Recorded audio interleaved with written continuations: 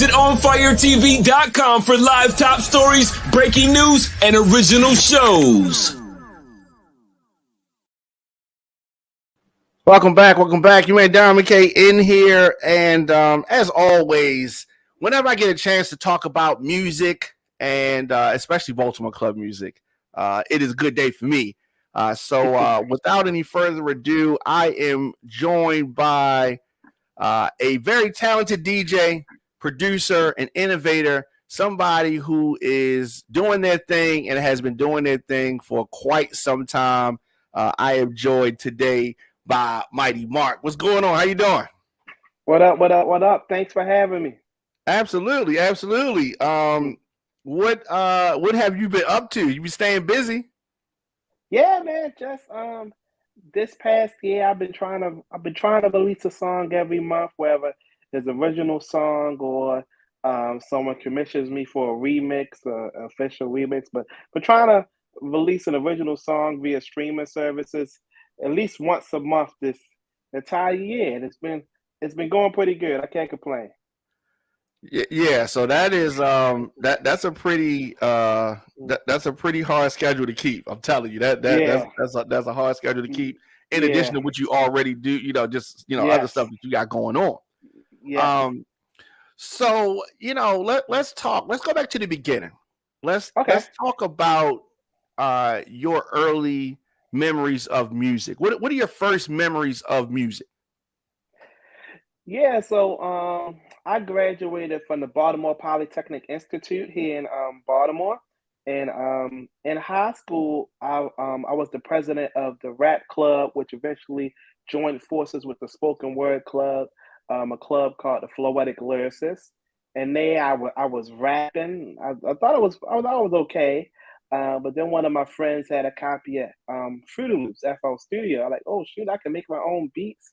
And rap to my own beats, and then I just got down the whole of music production. And back then, I was making more hip hop beats. Still make hip hop beats now too, but more like sample style, Kanye West, No ID style beats that Lupe would rap over to, like that kind of style.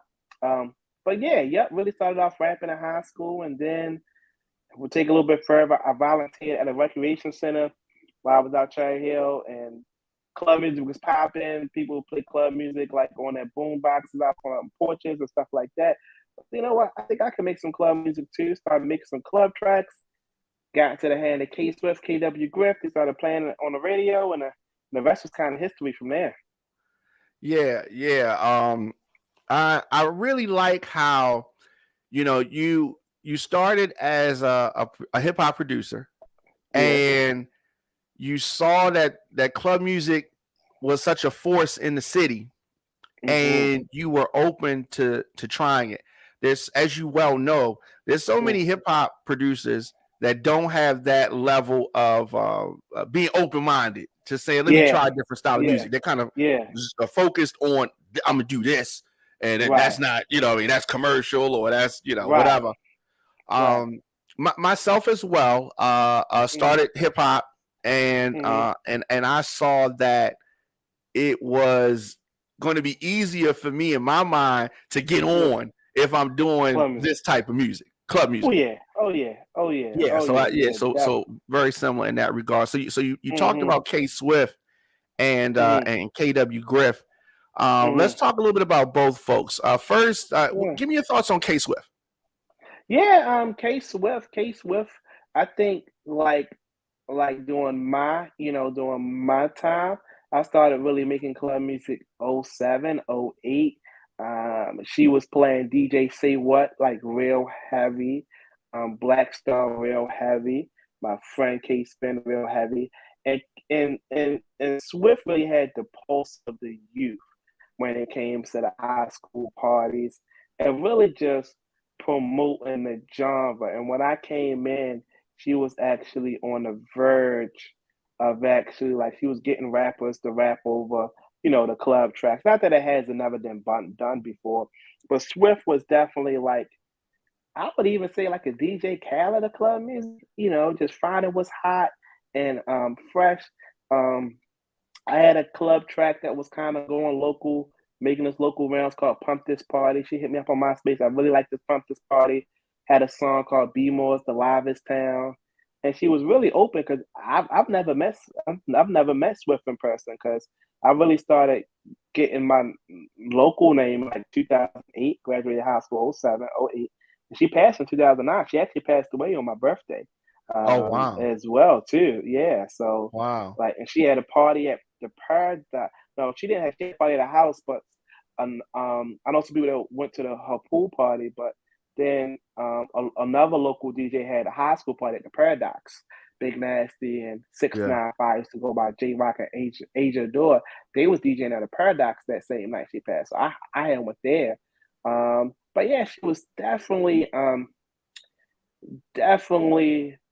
gave light to the culture as a promoter, as an ambassador for the sound, and it was a huge loss, when she passed away. But I was just talking to her on MySpace the year 2009, which I believe is the year that she passed away as Yeah. well.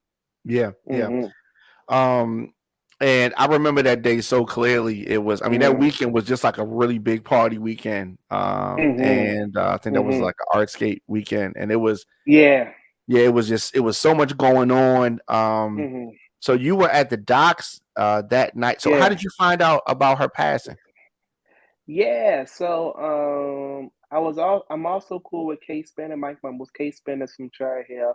Mike Mumbles is adopted Cherry Hill. He really West Baltimore. We should always be out there with K Spin. So K Spin, Mike Mumbles, DJ Tigger. I'm not sure if they went to the hospital, but they called me that day after, like, because I think it happened on Sunday. So that was a Monday, maybe they called me because the party was on a Sunday, I'm pretty sure. And they called me, and they just called me, and they just let me know. Um, I wasn't able at that point. I wasn't able to grasp the full effect because I was just kind of hitting my early stride when it came to club music. So I wasn't really. I was hitting my kind of local stride, and we even kind of really just starting off. So I couldn't really grasp the impact it would have had until years later. But that's how I found. I think K Spin called me. Yeah. Um, Hmm. and I think that you're segueing perfectly where we need to go, which is the impact that her passing had on Hmm. your career, what you were doing. Hmm. So you said you didn't see instantly, and myself, I didn't see instantly. Of course, I did know her, and Hmm. I didn't see, okay, her passing is going to have an effect on the music. I mean, if a friend Right, right, passes, right, that's right, like the last right, thing you're thinking about, right? So then, right, of course, right, right, some right. time passes, and then things are different. You know, Yeah, yeah. so did you notice how long did it take for you to Mhm. notice that the passing of K Swift had an effect on the Baltimore club scene? Yeah, I noticed it probably like after she passed, people still playing club music heavy and that type of thing. But maybe like a good 2 years, maybe like a good 2 years, because Bring the Cats was still. I mean, we had KW Griff dropped the pork chop on the mic, K Swift on the mic. I'm the shit was still really because I'm the shit was really buzzing after Swift passed, Right. but really about like a good 2 years because the thing that a lot of people I think didn't realize is like, all right, me, you, even though older, we love club music. We always going to dabble in it. We're going to grow into different things. But like that jump off CD was like people used to pick up a look on the back and say, "Hey, I'm on a jump off CD." So like, really, the inspiration for the next generation. That's a Swift because Swift made it cool to make club music. So you had people looking at her CDs, looking at puzzle. I want to hop in and make club music too. Versus now, in Baltimore, you have the rappers that are kind of like the club music. Like the kids used to know every club song, know Black Star club song, Rod Lee, Rock Off, Shake Off, Dance Off anyway. But now the middle school and the high schoolers, they know Lil Moose, they know Scooter, they know Bobby Escola, they know Sneaky T, they know these, and they replaced kind of what club music was doing. But it was a lot of, I mean, it was a lot of things because clubs were shutting down, the internet was bubbling. I always say I was one of the first people because after Swift passed, did some work with Samir, and I went up to New York, and I got Aaron LaCree. He was playing club music in New York, and this crowd, it was a Webster Hall. That crowd was going crazy. I'm like, what the hell is this? They just going crazy off Samir's theme. He playing remixes that Samir done. So I'm like, okay. But it's like exclusive because nobody really got it but Aaron. Like like the stuff that we got is normal. So I was like, you know what? I'm gonna start putting my stuff on SoundCloud. Cause K Swift CDs used to travel up and down the East Coast. But besides that, like Baltimore producers used to want to keep their stuff to that side. Like, all right, if I book Mighty Mark, he the only person that got Mighty Mark tracks. But he said, well, no, I'm trying to get my stuff on SoundCloud. So I started putting my stuff on SoundCloud. Then colleges started calling me, hey, we're gonna pay you a couple $1,000 to come DJ. Whole time, I don't even DJ at that point. So I'm like, you know what? I'm gonna get me a controller. Controllers was taboo back then. Like when I had one, like people like, what's this? You ain't got a Serato box? And I'm like, I'm gonna get this controller. I'm gonna go up to PA. They're gonna pay me a couple of racks to DJ for an hour. I was bringing dancers with me. We was getting in the like getting a van and was going up state to state. And yeah, and I was like, okay, well, I'm putting like people was like you could, and people used to ask me like, yo, what about Riley? What about Scotty B? What about this person? And I ain't really have no like relationship with them. I was like, yeah, well, I love that stuff. People used to inquire, be interested about Baltimore, but we wasn't reachable. But I was reachable on it. I was sharing my tracks. I was sending it to the bloggers. So Swift CDs kind of did that too. They was traveling like that. So when we lost her, the producer that didn't put their stuff online kind of disappeared because that's all it was at was on a Swift mixtape. So people used to look on the back of the Swift CD and say like, all right, who is this 695 track? I'm trying to hit this. I'm trying to find him so I can get the track. And that kind of stopped a little bit with Swift. That stopped completely unless you heard KW Griff play the song on the radio, but then there wasn't really no track list. KW Griff would shout out the person, yeah, shout out new Diamond K, shout out new Mighty Monk, shout out something. I'm like, but it wasn't the same as the Swift CD. So I think Yeah. that jump off CD was a huge loss. Yeah, yeah. I like how you broke that down. I haven't heard anybody describe it like that, but I think that you're absolutely right, and that was the missing piece because there were people that were still playing it on the radio. You know what I mean? Yeah. Not as much, but there were still people playing it on the radio, and so it's not that it wasn't being heard, but it's that traveling piece. And it's also, like you said, that next generation impacting that next generation. And then what happened is that those Baltimore-based rappers that you named, their stuff was on the internet. They were also connecting with them and the younger crowd. And that's just that acted as the mixtapes did for my generation and your generation in the first part of. Yeah. So that's absolutely right. So one thing you talked about, and this is so true. At a certain point, the controller was taboo. Like they were definitely frowned, and the DJs are sometimes really stubborn, and we don't want to change things. We mixed on 1200s, and this is what it's supposed to be. And anything else is not. Then the CDJ, CD mixes came, and then the controllers. It was just I only use a controller. I don't know if you can see it. I only use a controller.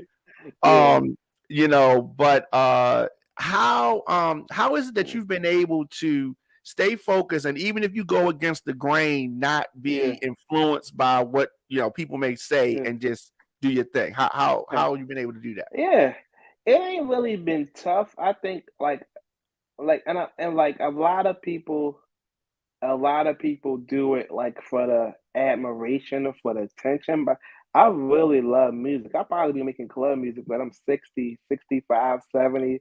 My hearing may not be right, but I'm still going to be jamming on it. So like for me, like when I had the controller, Serrato, everybody scratch a lot. Serrato came up with Serrato Itch. Came up with 2 controllers, a Vestex 300, and they had the Newmark NS7. People like, what the hell is this? But I was always like wanting to adapt to technology, and really for me at convenience, because people started asking me to do shows and play out, and and like the Vestex was $900. That was a lot for like they got but and then they had him the Vestex was $900 for 2 CDJs and a mixer. Ooh, would have cost me maybe around 2,000 Yeah. and really heavy to carry around. And I wasn't driving. I was on the bus, so I would pay cabs and stuff of that sort. So like with that, I'm just really going with what works, and I'm really confident I'm really confident in myself, and I know like what I do comes like when I work and it comes from the heart and it comes from a good place. So I really don't people like that Mark you man Mark you too cool or you like I really don't let stuff like yeah well this person says your club music this or this person I really don't let it get to me. I also got like I worked for free for years at a recreation center and like Cherry Hill. So I really got a lot of people that really be like, yo, Mark cool, yo, but don't fuck with Mark because yo, he helped me out back in the day with my homework, or he got me a chicken box, or like I do a lot of stuff behind the scenes that people won't even know, but I've always been full culture. So like so somebody say, you know, Mark, you doing this, Mark, you doing that, like they don't really say it to my face, so it's really like you're not affecting my wife, you're not affecting my kids, you're not affecting my bottom line. It's really like, okay. I'd be like, I'm from Cherry Hill. So it's like what you saying ain't really it don't really mean it don't really mean nothing to me.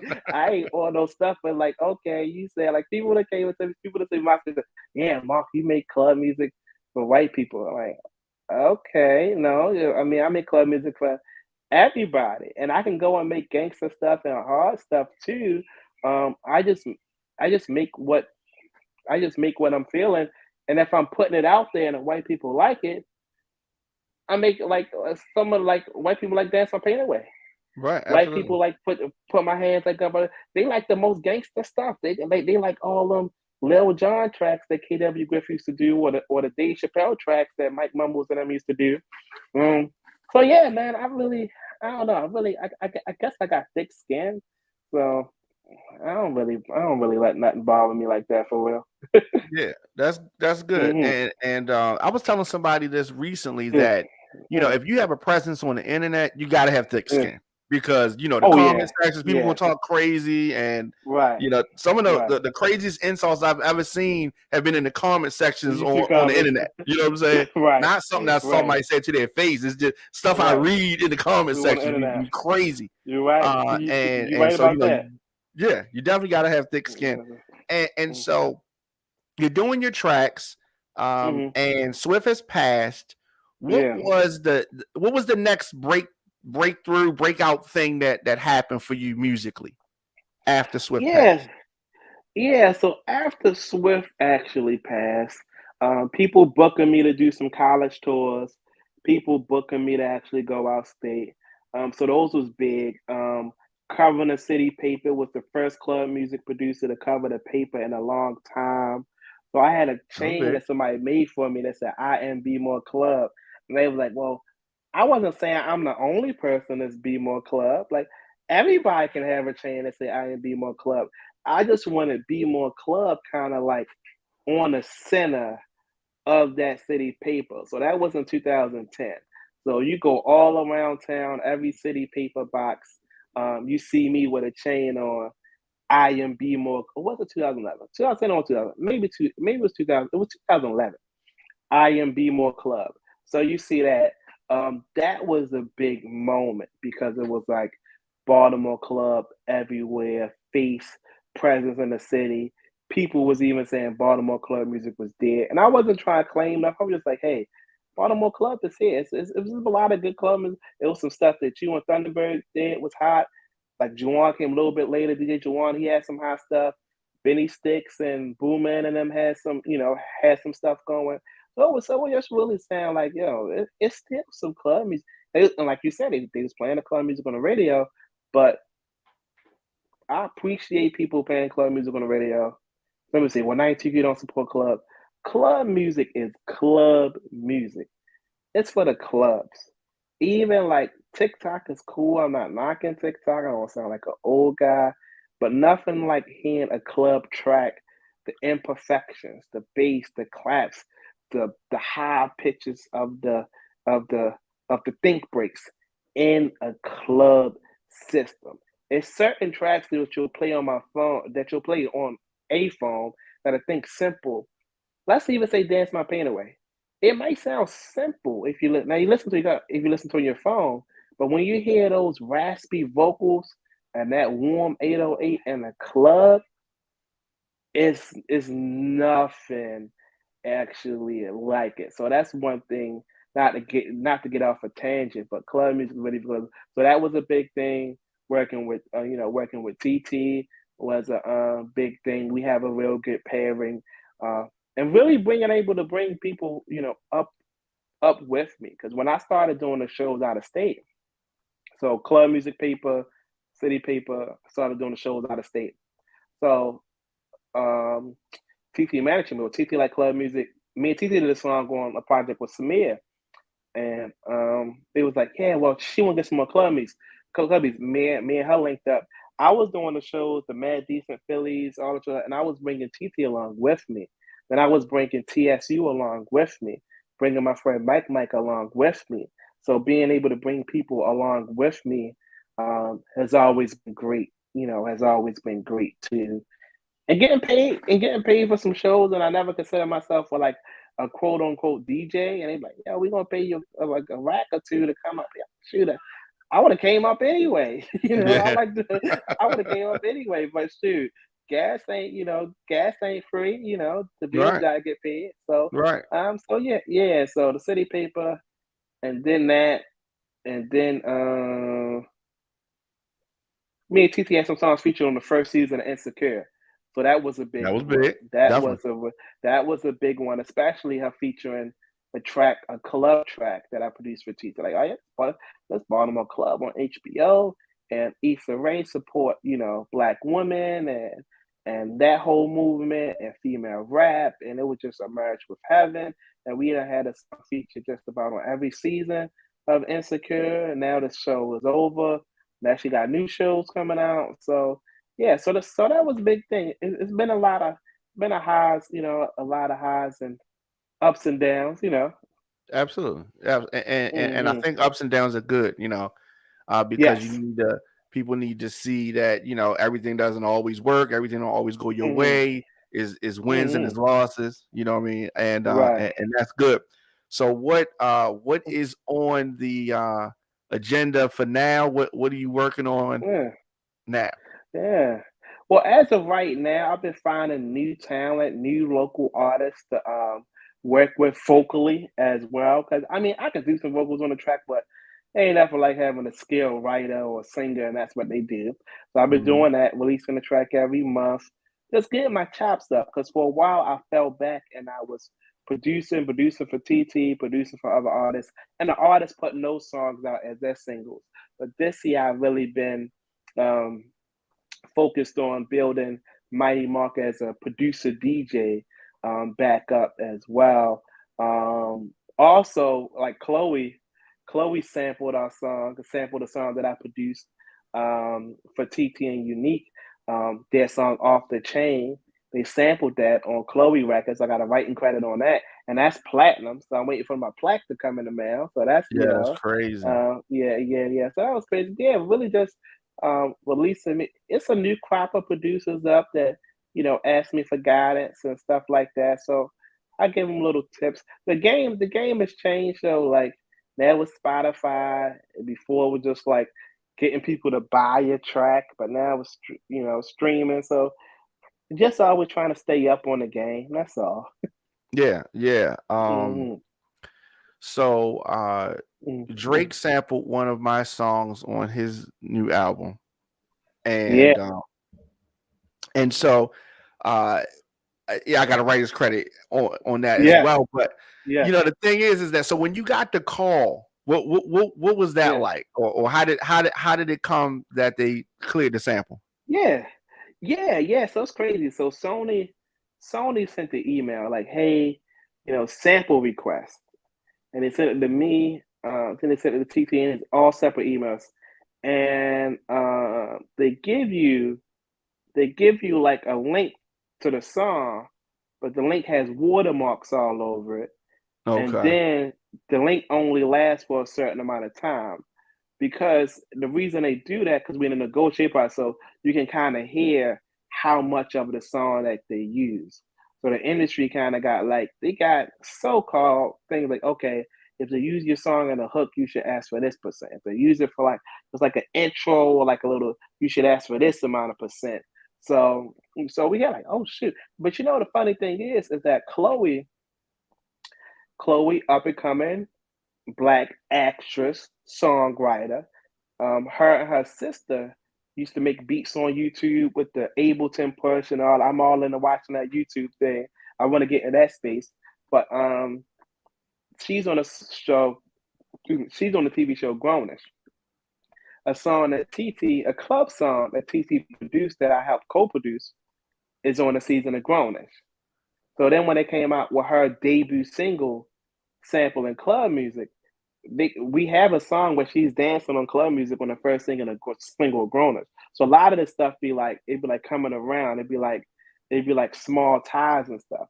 But yeah, I like, okay, this is cool. Like, this is great. This is dope. We didn't really know how big it would be, but we know she was hot because she had went viral for doing the Busted challenge. So yeah, so that was dope. They worked out the percentages and all that cool kind of stuff. And yeah, we seen the song come out, and it's crazy because I did that chop work it, booty so big. I did all those chops on my computer, and they just took them and they put either Murder Beast killed it. But it's crazy to see how an arrangement that's on my computer can go all the way up there. It just lets you know that sometimes you get in the process to be like, is what I'm making good enough? Is it industry? Do I need a big studio? You don't. You actually don't. So like, it lets you know your music is good enough. So yeah, that was dope. The writer's credit is dope. I can't complain at all. Yeah, it is. And when you are doing something and like you said, you're questioning whether or not Yes. this is that, but to your point, it is good enough. Mm-hmm. You are in the conversation, and Mm-hmm. I know that is a good feeling. I mean, it's almost Yeah. like proof of concept. It's almost like if you were questioning things, there's just like, no, like they do feel what I'm Mm. doing, Right. on different levels, and so that's good. Definitely congratulations for that. And I Yeah. saw when when the platinum announcement happened, and Like, so that oh was that, shoot. that was big. Yeah, I Oh saw that. shoot.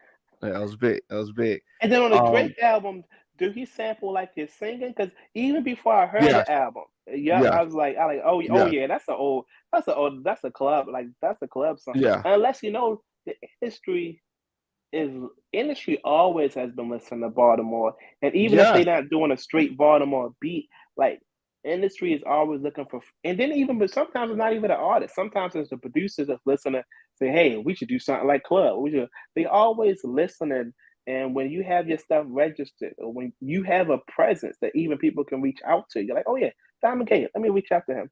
That makes a big difference. That makes the difference from someone sampling and you're not getting credit or you're not getting anything right, versus sampling and you getting a writer's credit, something that you can give to your kids later on down the line, absolutely, as well. Yeah, stuff makes a big difference, but it lets us know um, baltimore baltimore has always been respected behind the scenes, but we're still looking for that respect. Kind of, some people were looking for that respect in front of the scenes, as well. Like, hey, like how Nelly had the Midwest, and then J. Cole for North Carolina, yeah, North Carolina, yeah, and how Drake for Toronto. So we still looking for that, but there's a lot of Baltimore people in the industry. there's a lot of Baltimore people I done talked to 2 Baltimore people that's based in publishing in the past week. Like, yo, we love you from Baltimore, something, trying to work out different states. And both of them are from Baltimore, and I would be surprised. Sometimes I'm thinking like one of them in Cali, one of them in New York, but they from Baltimore. Yeah, I used to go down the docks, but they behind the scenes though. It's somebody from Baltimore that's working for Rock Nation, and it's a lot of different people from Baltimore, but like it's like in the cut, which ain't bad though, because sometimes you No, got to be in the cut until you are able to jump out there. absolutely. And Hmm. it's good to have people behind the scenes as well, and not Yes, just in the forefront, because people behind yeah, the scenes really make things move. can make moves. You're Yeah, right. You're yeah. right about That's that. that's who makes the call. Yeah, let's book Mighty Mark. Okay, you think Yes, he's you're cool? right. He all right. Let's call him then. You know what I mean? You're If they right. have You're trust in right. somebody, yeah. So that's You're big. right. You're Um, right about that. so the music is, you're gonna continue releasing the music. Yep. Yep. Yep. Yep. Yep. You've Yep. been building up your presence even more, and Hmm. and I also like that you put out, like, your accomplishments when things Yeah. happen. Yeah. Yep. Yep. You list them. I mean, I You went got on your to. You website, and got to. I saw, like, it's kind Yeah. of run down some things, Yeah. Yeah. and that you got to do that. You gotta do that. You gotta do that. You You got gotta to do do that. that. And I think with like Baltimore, like we like, especially in the club scene, people want respect, but you gotta do the work as well and you gotta continue working. People don't care about your work like from 20 years ago all the time. I Yep. care about the work because I'm a fan, but like we need more people like you invested in your stuff. Like I want to get a mic and a boom on when I move and all that kind of stuff. Like people invested in themselves, and people can see when you invest in yourselves. So when people are like, yeah, because why they ain't hit nobody up from Baltimore for Drake, or why they ain't, I'm like, okay, I understand that, but if you was gonna see like, all right, I'm gonna hit up, I'm gonna hit up some people in Baltimore that's doing club right now, and I'm gonna get them to do some stuff. Who really got their stuff together? Who really got their ASCAP and BMI together? Who really knows how to go in the studio and let the artist be the vessel? Because Yep. so I produce, so I know how to stand back in the background and let the artist sing. A lot of DJ producers don't know, and that's not a knock. That's not a knock. But a lot of DJ producers want to be the focal of the track. Um, this year, I've been putting out my music, and my music, I'm the vocal of the track. Mighty Mark featuring blah blah blah, featuring the vocalist. But I'd be able to do that. People don't even have files. I've been in rooms and I've heard like, yeah, man, we want to do something with that Baltimore club track from back in the day, but this person don't got their files, or this person don't even know the skill to kind of recreate it. So like, all right, Yeah. y'all say Baltimore this, Baltimore that, but like when people think for club music and it's not even just about who popping online. Like, all right, who really visible, or they go to your page and you don't got no music on there, or you don't have nothing on there. You don't have the last song you released 5 years ago. People might think you're not working no more. It and I wish it wasn't like that, but yeah, you really gotta be. We should have more people that people want to speak on the internet, but we should have more people investing in mic and investing in cameras and investing in the stream yard and investing in the setup to be able to have that discussion. When Dark City came out, people was like, yeah, well, why you? And I know, because the thing is, I'm not the director, so I'm a music head. So when Dark City first started, the original concept was like, all right, getting the producers, making the beats, kind of like how the Netflix beat stuff is. It did shift. So like when people was promoting it as a Baltimore club documentary, people thinking like, okay, it's gonna be history of club. It's really a music. So I'm not knocking nobody say, yeah, I thought I was gonna see the history of club. But when it comes to the history of the club, like people want to see Swiss Beats or Pharrell or Timbaland, see a whole documentary on it.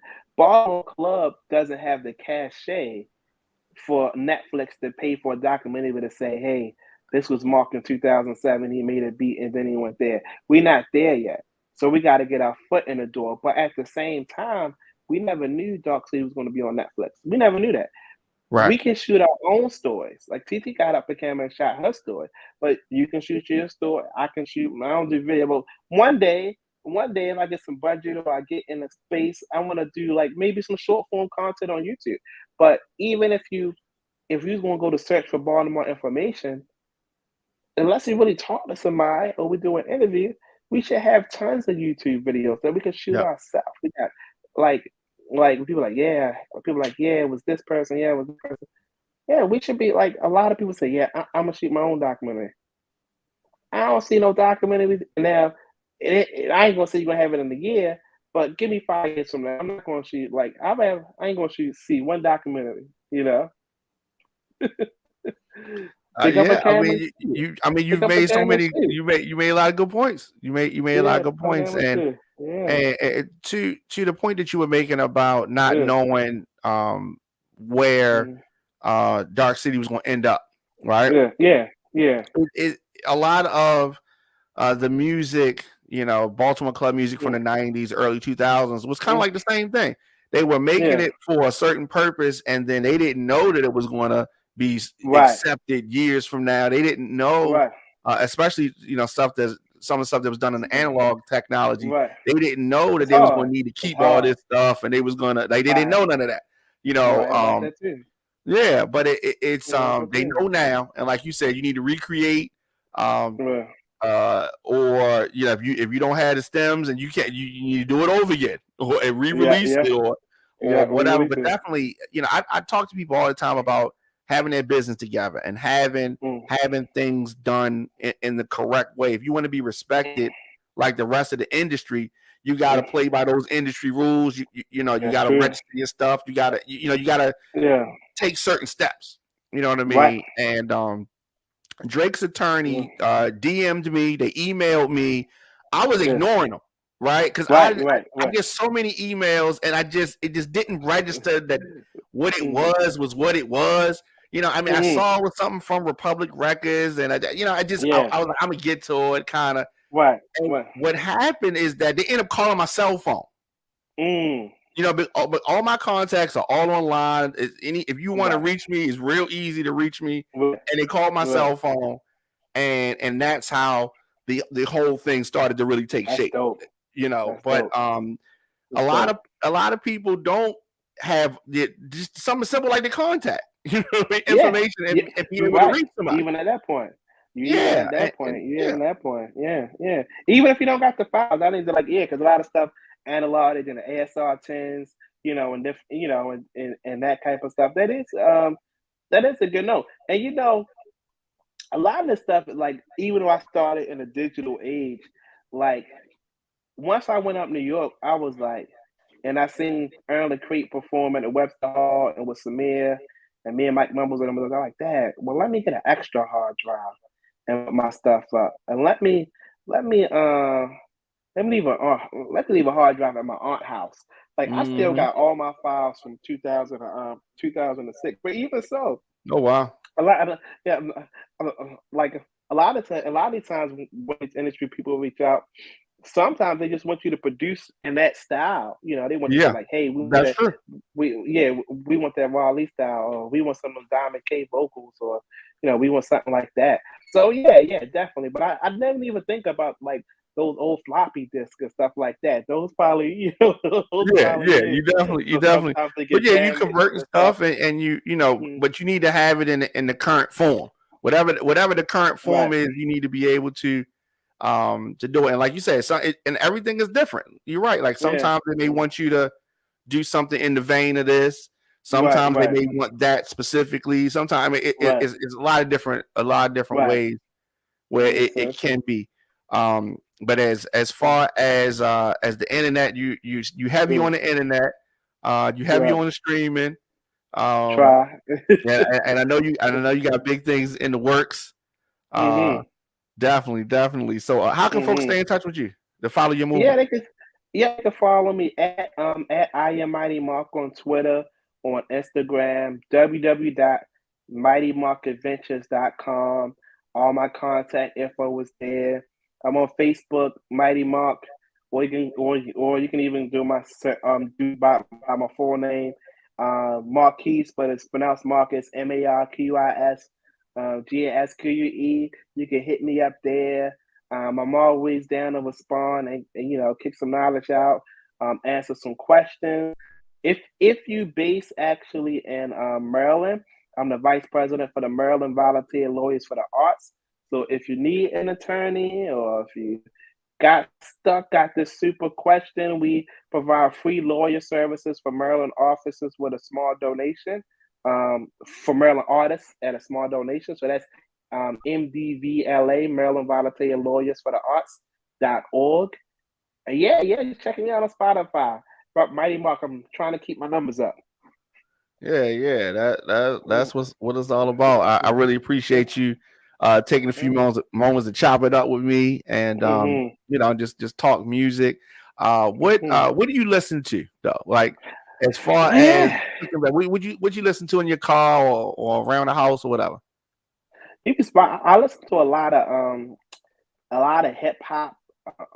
I listen to old DMX because the energy the DMX gives. Been bumping Kendrick album lately. Been bumping K Tronada. K Tronada, black DJ, house DJ, won a Grammy. I don't think that's actually celebrated black DJ winning the dance album Grammy. K Tronada. Yeah, really. I try to stay on what's new. But I also been listening to like a lot of dance remixes on Spotify, house, and Kendrick album. Kendrick album been kind of like in the rotation in the car lately when I'm out and about. Yeah. Kendrick album.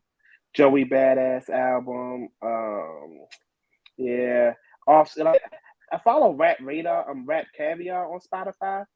So they put all the new rap music. So I try to. Half of it I don't like, but half of it, some of it I can get into, and I can just see what's hot. Try to incorporate that a little bit in my sound as well. Yeah, that's good. That's good. I like to do the same thing. Definitely need to stay up on what it is, and I talk to so many people when I do these kind of conversations. Yeah, some people are so angry, right? They mad or they disgruntled, and I try to give them a positive spin on or whatever it is. I just love that. I love your energy. I love that you are above the the foolishness. Yeah, right. and I can tell you're gonna be just fine. You're gonna be just fine. Right. I don't let it get to me. I just keep it moving, and I just want all Baltimore. I just want all Baltimore to shine. A lot of people, they don't have an issue with me. They have an issue, something going on, within themselves. So I don't really take it. I don't really. A lot of times, 10 years, 5 years later, they come around. I don't forget though. That's the one thing. I don't forget. I keep you at bay. I don't forget. And the older I get, and now that I have children and I'm married, I'm like, if you really not like, I don't have to. See, the one thing when I was starting off is like, back in the day, you had to be with a certain company, and then they'll play your stuff.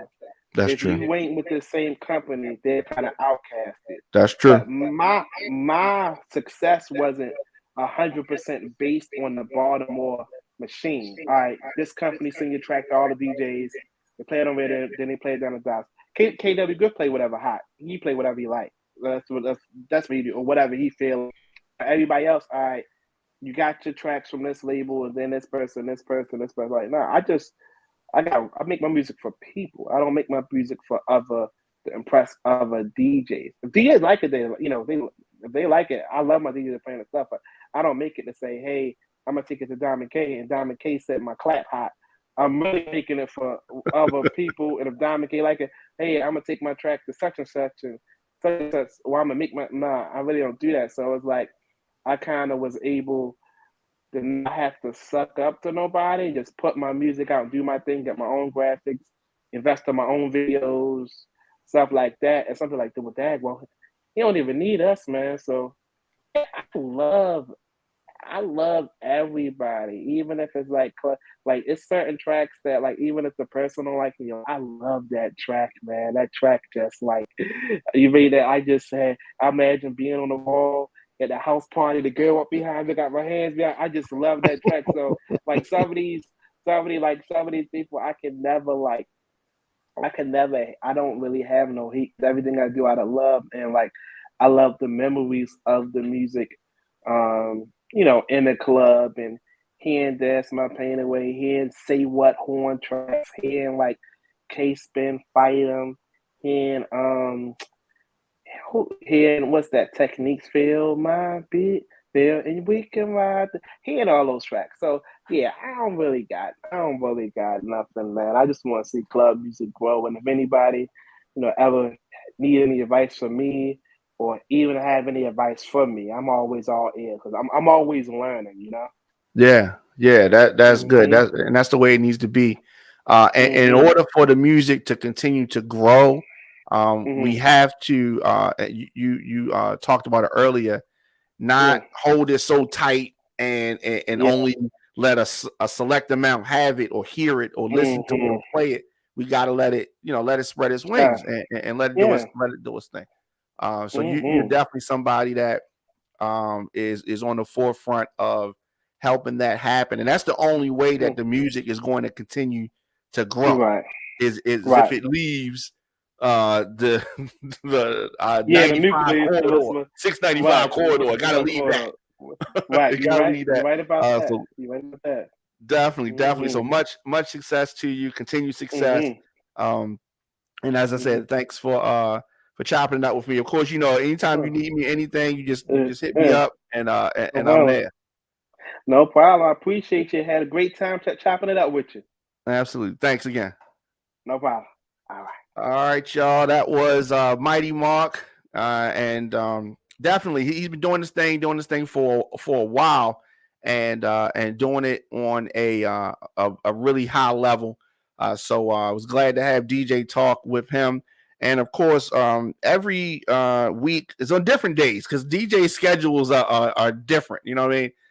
And so next week we're gonna talk to another DJ where we have some DJ talk. We're going to talk some music and all that stuff. Of course, I will be back here tomorrow, 6 p.m. for the Diamond K Show. And we're going to be making an announcement tomorrow morning. So make sure you follow me on Instagram and Facebook, wherever, Twitter, at the Diamond K Show. Tomorrow at 9 a.m., we're going to be making an announcement. So definitely stay tuned for that. I'm excited about that. So I'll see you guys. On Fire TV is a streaming network for a generation on the move.